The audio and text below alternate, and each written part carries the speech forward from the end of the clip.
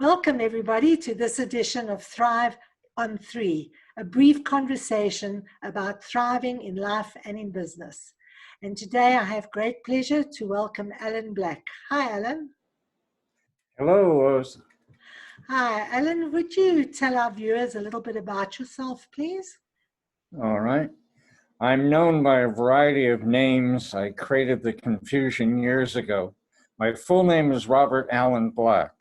If you type it into a Google search, you'll get hundreds of millions of hits. Why? Because all three names are common names. When I first went on the web in 1990, I was the only one.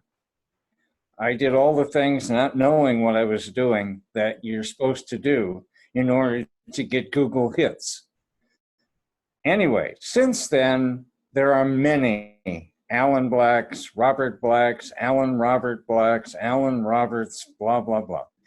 Anyway, what do? I have been a professional speaker and trainer and consultant since 1980, originally for the first few years part-time, while I was a professor at the University of Georgia teaching design classes.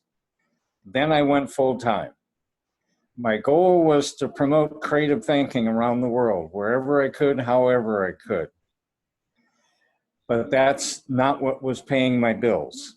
Leadership, communication, teamwork, and all the buzzwords of the day were what paid my bills. Eventually, I got through that confusion. You can't be everything to everybody, and narrowed down to 4 that I integrate. You have to have good leadership, along with effective communication, along with successful teamwork in order to generate creative thinking. Wow, fantastic. That sounds really worthwhile for everybody to follow. So, Alan, please tell us, what is your thriving tip of the day? Thriving tip I have lived by for over 42 years since I first heard it from a man named Joel Goodman. He and I have presented in different countries at the same time since as fellow consultants.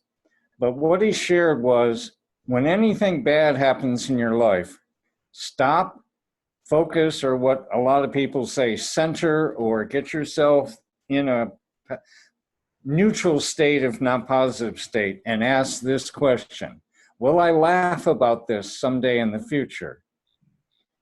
Then his answer, which I had never heard anyone publicly say that I could consciously remember, he said, then start laughing now. Find the funny, or make it. Everything can be seen from a funny perspective. Not everyone will appreciate it or agree. For example, when 9/11 happened in the United States, Bill Maher was the first comedian to make jokes. He was attacked for doing that.